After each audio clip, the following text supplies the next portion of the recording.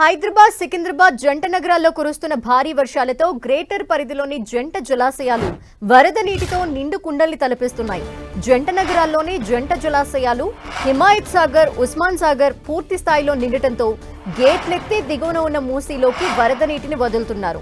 ఉస్మాన్ సాగర్ పూర్తి స్థాయి నీటి మట్టం 1790 అడుగులు కాగా ప్రస్తుత నీటి మట్టం 1783.10 అడుగులకు చేరింది. హిమాయత్ సాగర్ పూర్తి స్థాయి నీటి మట్టం 1763.50 అడుగులు కాగా ప్రస్తుత నీటి మట్టం 1763.10 అడుగులకు చేరింది.